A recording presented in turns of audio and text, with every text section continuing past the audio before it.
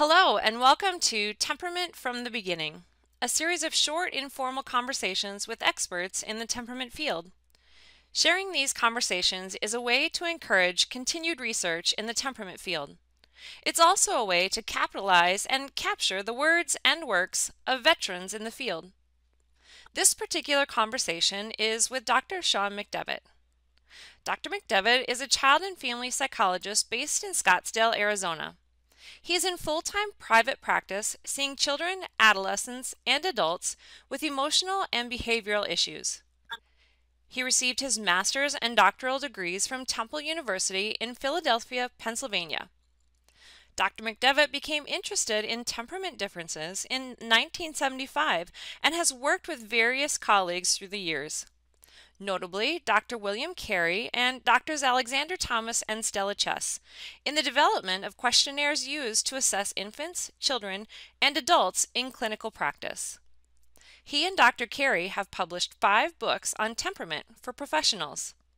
In 1996, he co-founded Behavioral Development Initiatives, a project dedicated to providing information about the importance of temperament individuality to the professional and parenting public.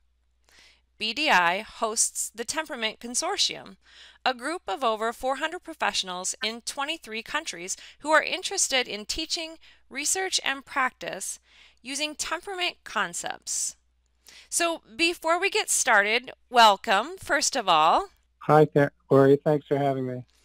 And I'd like to ask you first, what is it about temperament that has kept you in the field for 45 years? Well, the idea of temperament and individuality in particular takes me all the way back to my family of origin. I was raised in a large Irish Catholic family where everyone was unique. We all looked and acted differently, even though we lived in the same household, had the same parents, and were raised with the same rules and expectations. Even now, so much later, you could put the 5 of us in a room of 50 people, and no one could tell or guess that any 2 of us were related to each other. So the idea that individuality was somehow inborn made perfect sense to me. The fact that temperament had begun to be studied in psychology attracted me to the field. It validated something that I'd known all my life. It was exciting to discover that temperament match or mismatch often changed how children and caregivers related to one another, and that problems related to it even accounted for the development of some behavior disorders. Ever since then, I've wanted to learn more about temperament and let other professionals know about it too, so that they could use the ideas in their work. So can you share with us a bit of the beginning of your story? Well, my career in temperament started when I met Bill Carey. He was a pediatrician in Philadelphia area who was one of the first to recognize how temperament could be used in clinical practice. Bill had developed a brief questionnaires for infants that replaced the long, semi-structured interview that had been used to assess temperament traits in the original studies. I was a graduate student at the time at Temple in Philadelphia, taking a seminar on infancy as part of my doctoral program. Bill was invited to be a guest speaker to the seminar. After listening to his talk, I was excited about measuring temperament and wrote Bill a letter saying that I liked what he was doing, but that his questionnaire was not really very good because there were no data on reliability or validity. I said in the letter that I knew something about psychometrics and offered to help him, quote unquote, fix it up. I still can't believe that I had the audacity to do that. But Bill called me right away, and I went to his office, and we began to work together to revise his questionnaire and later develop an early childhood questionnaire using his patients as a standardization sample. As it happened, the pediatrics office that Bill practiced in was only a few blocks from my apartment, so it was easy to spend time together. Eventually, we started working with other colleagues, and we developed the 5 questionnaires now known as the Carey Temperament Scales. Later on, I met Alex Thomas and Stella Chess, who were conducting the original longitudinal study, and began to work on the adult temperament questionnaire based upon some questions and data that they had collected when their subjects were young adults. Later, they asked me to establish a clearinghouse for information about temperament and to respond to people who had questions and interest in knowing about it. Later, I co-founded a project called Behavioral Developmental Initiatives and created a website with information about the various ways that temperament can be studied. It also includes links to resources such as books, questionnaires, and software that could be used by professionals and parents. I love that you wrote him a letter and he responded and you were so bold. That's excellent. So, can you share with us how you've seen temperament education work for families and their relationships over the years, and why is it so important to keep the research coming? Well, I've been impressed over and over again by the power of these concepts to improve relationships between caregivers and children. When I see families that are initially struggling to get through the day, feel hopeless about the conflict with their child, and helpless to change it, I begin to listen for information that tells me that there's a problem of fit with temperament.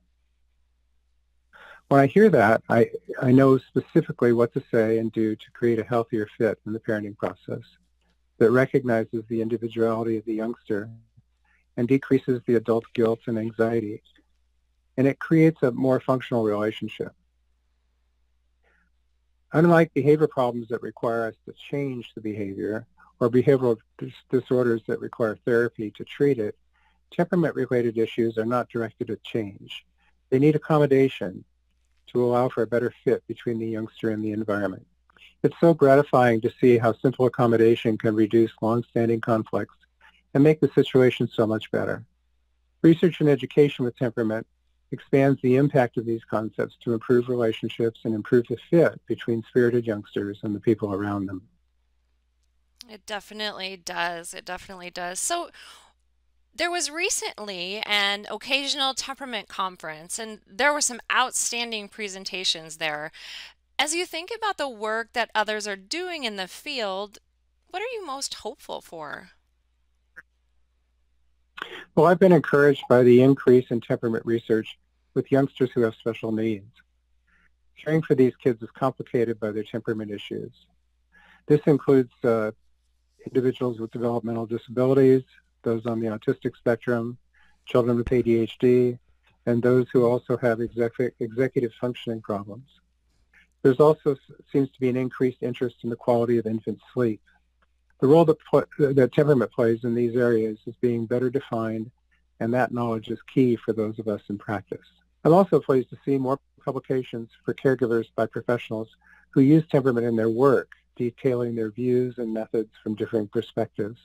The books and articles written by these professionals contain a lot of clinical wisdom derived from experiences dealing with temperament-related issues. These publications generate ideas about how to expand and refine what we already know about assessing and intervening to improve goodness of fit with patients. Thank you. So, before we wrap up, I guess I would just like to ask you if you have anything else you want to share. Well, I think about the future, and I think there's a great need for professionals to research the different kinds of applications of temperament with children and their families. This would mean researching both assessment and intervention procedures to determine the most effective approaches with individuals at different ages and in different situations. This kind of research is being done routinely with procedures in the medical field to pinpoint what actions are the most beneficial in practice. Temperament is not a disorder, but the same principles would apply to researching the key things that can be done that create a better goodness of fit that we're all looking for. If some of the existing approaches could be validated for use by clinicians, they could be more widely used to help others. Yes, they definitely could. And that brings us to being able to say we want to draw your attention back to the Behavioral Development Initiative's website. And this site is full of excellent resources for both researchers and clinicians. So please take a moment to browse through them and think about how you might be able to utilize or share them with others. And in particular, you can find both Dr. McDevitt's and Dr. Carey's work in the available links and downloads. And thank you for listening to Temperament from the Beginning.